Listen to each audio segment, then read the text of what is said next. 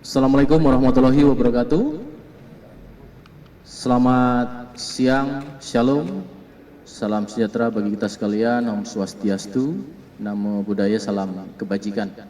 Rekan-rekan media yang saya hormati, sekali lagi kami ucapkan terima kasih atas perhatiannya, turut dapat berhadir di kegiatan press conference kali ini, dan kami mohon maaf, ada beberapa hal yang membuat rekan-rekan menunggu, dan secara teknis kami mempersiapkan kegiatan ini.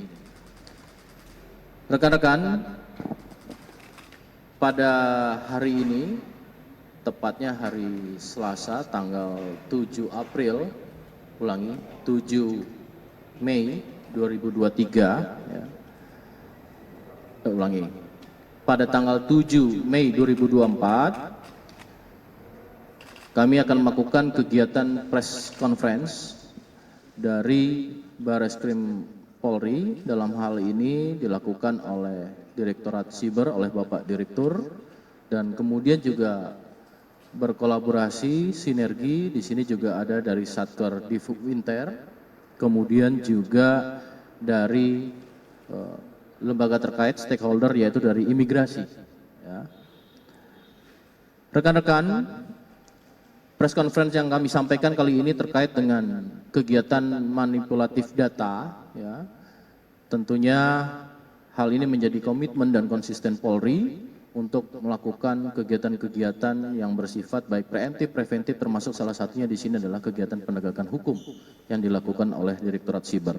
Maka untuk hal tersebut kami akan mempersilakan kepada Bapak Direktur menyampaikan terkait dengan pengungkapan dugaan tindak pidana kali ini. Kami persilakan kepada Bapak Direktur. Assalamualaikum warahmatullahi wabarakatuh. Selamat siang, salam sejahtera untuk semua. Pertama kita panjatkan puji syukur kehadirat Allah Subhanahu wa taala. Siang hari ini kita masih diberikan kesehatan dan kesempatan hadir di tempat ini dalam rangka rilis terkait dengan pengungkapan kasus oleh Direktorat Siber Barreskrim Polri. Yang saya hormati Karopenmas Dishumas Polri, Brigjen Pol Truno Yudo, Kabagpenum Divhumas Polri, Kombes Pol RD Mulan, Kasubag BHI, Divhubinter Polri, AKBP Januar Kencana, Ditjen Imigrasi yang diwakili oleh Subdit Penyidikan Pak Happy Reza, dan penyidik Direktorat Siber Barreskrim Polri, Kombes Pol Roland, serta seluruh rekan-rekan media yang saya hormati dan saya banggakan. Pada kesempatan kali ini, kami dari Direktorat Tindak Pidana Siber Barreskrim Polri akan menyampaikan pengungkapan kasus terkait dengan manipulasi data atau bisnis email compromise dengan menggunakan email palsu dan memanfaatkan informasi data komunikasi antara perusahaan internasional. Yang kami ungkap berdasarkan surat dari INSIBI Singapura yang ditindaklanjuti oleh Divhubinter Polri untuk diteruskan kepada kami dalam rangka melakukan penyelidikan dan penyidikan kasus tersebut yang dituangkan dalam laporan polisi A12 8 Romawi SPKT pada tanggal 18 Agustus 2023. Mendasari dari surat tersebut, maka Kepolisian Singapura membuat laporan setelah mendapatkan informasi dari korban kepada NCB, Interpol, Polri, dan kami menindaklanjutinya dengan rujukan hal tersebut. Kegiatan ini dilakukan oleh beberapa orang dengan cara email compromise scam yang melibatkan perusahaan Kingsford Hooray Development Ltd yang telah mentransfer dana kepada PT Hutons Asia Internasional, namun diinformasikan bahwa email tersebut bukan milik PT Hutons Asia. Dengan waktu dan tempat kejadian adalah pada tanggal 20 Juni 2023 di kantor Kingsford Hooray Development Ltd di wilayah Singapura. Sebelumnya kami sampaikan modus operandi para pelaku adalah mengelabui korban dengan menggunakan email palsu, yaitu mengganti posisi alfabet atau menambahkan satu atau beberapa alfabet pada alamat email sehingga menyerupai aslinya. Kemudian pelaku mengirimkan rekening palsu yang telah dibuat oleh pelaku yang berada di Indonesia melalui salah satu bank di Indonesia dengan nomor rekening 018801 sekian. Sehingga atas kejadian tersebut korban mengalami kerugian material sebesar 32 miliar rupiah. Kepada rekan-rekan media yang saya hormati, bahwa dalam upaya pengungkapan kasus ini, pada tanggal 25 April 2024, penyidik Direktorat Tindak Pidana Cyber berhasil menangkap 5 orang tersangka yang terdiri dari 4 orang laki-laki dan 1 orang wanita, di mana 2 diantaranya adalah warga negara asing, yaitu warga negara Nigeria, yang masing-masing tersangka memiliki peran dalam perkara ini, antara lain adalah yaitu tersangka warga negara Nigeria, kita singkat CO atau O, yang berperan memerintahkan dan menyuruh L dan E untuk mencari orang guna membuat perusahaan dengan nama PT Hutons Asia International dan menjadi direktur perusahaan serta juga membuat rekening perusahaan untuk menampung uang hasil kejahatan. Kedua, tersangka DM alias L, 38 tahun, yang juga merupakan residivis, di mana yang bersangkutan pernah menjalani hukuman di Polda Metro Jaya atas perkara bisnis email compromise yang divonis hukuman penjara selama 1 tahun 2 bulan pada tahun 2018, dan di Barreskrim Polri atas perkara uang palsu dengan vonis hukuman penjara selama 2 tahun 5 bulan pada tahun 2020. Adapun peran yang bersangkutan yaitu merekrut YC dan I untuk melakukan pembuatan perusahaan palsu dengan nama PT Hutons Asia International atas perintah O, otak dari PT Hutons Asia International, dan membuat rekening yang digunakan untuk menampung uang hasil kejahatan.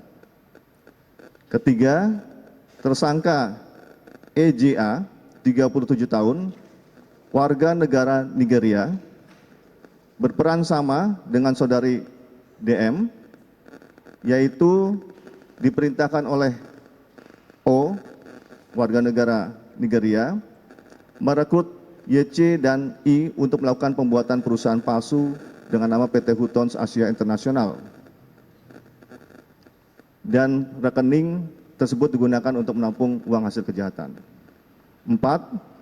Tersangka YC, 39 tahun, berperan membuat akte pendirian PT Hutons Asia Indonesia dengan tujuan untuk membuka rekening bank yang digunakan menampung uang hasil kejahatan. Atas perbuatan tersebut, tersangka YC akan mendapatkan komisi sebesar 5% dari nilai uang yang akan masuk ke rekening palsu tersebut.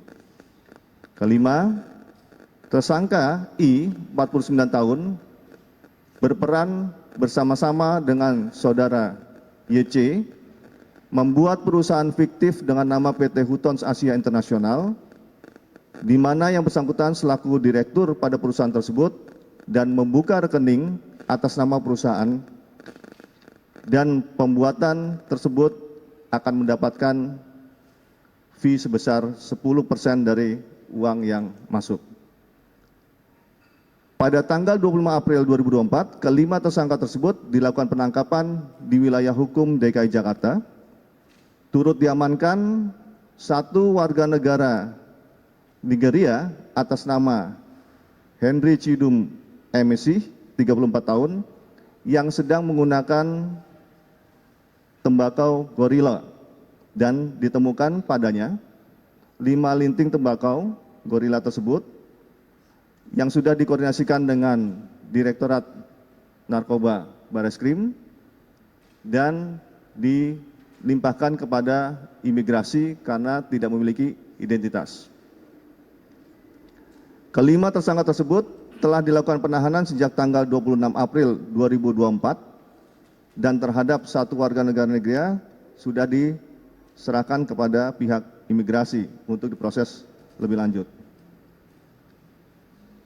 Penyidik juga sedang melakukan pencarian terhadap satu orang warga negara Nigeria berinisial S yang berperan melakukan aktivitas hacking dan komunikasi dengan perusahaan Kingsfruit Hooray Development Ltd. Dan dari hasil penggeledahan pada saat penangkapan, penyidik telah melakukan penyitaan barang bukti berupa uang sejumlah 32 miliar rupiah, 4 buah paspor, 12 unit handphone, 1 unit laptop, 1 unit flash disk, 5 buku tabungan, dan 20 buah kartu ATM. Dan juga telah dilakukan pemeriksaan terhadap 7 saksi dan 5 orang ahli untuk memperkuat dalam penyidikan perkara ini. Terhadap para tersangka dijerat dengan pasal 51 ayat 1 Junto Undang-Undang Nomor 19 Tahun 2016 tentang perubahan atas Undang-Undang Nomor 11 Tahun 2008 tentang informasi dan transaksi elektronik dan atau pasal 378 KUHP dan pasal 55 ayat 1 KUHP serta pasal 82 dan pasal 85 Undang-Undang Nomor 3 Tahun 2011 tentang transfer dana dan atau pasal 3, pasal 5, ayat 1, pasal 10, Undang-Undang Nomor 8 Tahun 2010 tentang pencegahan dan pemberantasan tindak pidana pencucian uang dengan ancaman hukuman pidana penjara paling lama 20 tahun penjara.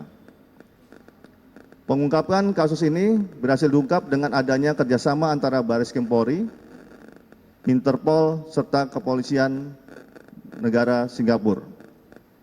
Mendasari dari modus operandi yang dilakukan pada tersangka, maka kami menghimbau kepada masyarakat. Yang pertama, berhati-hati apabila mendapatkan email dari alamat yang tidak dikenal. Kedua, agar melakukan cross-check dan jangan mudah mengklik link atau tautan yang dikirim oleh seseorang yang tidak dikenal. Selalu konfirmasi kepada pihak yang melakukan atau menerima transaksi melalui komunikasi lain, dan apabila terjadi hal-hal seperti ini agar langsung menyampaikan informasi kepada pihak berwenang untuk mempercepat pengungkapan kasus tersebut. Modusnya tentunya dengan melakukan pembuatan email palsu yang menyerupai, ya, alfabetnya menyerupai. Nah, misalnya huruf A itu akan A kecil yang ada kepalanya dengan A kecil yang tidak kepalanya. Nanti akan kami berikan contoh seperti apa sehingga itu menjadi atensi dan awareness bagi kita semua. Ini yang dapat kami sampaikan. Mudah-mudahan ini menjadi pembelajaran bagi kita semua dan kami kembalikan kepada Bapak Karopenmas. Terima kasih.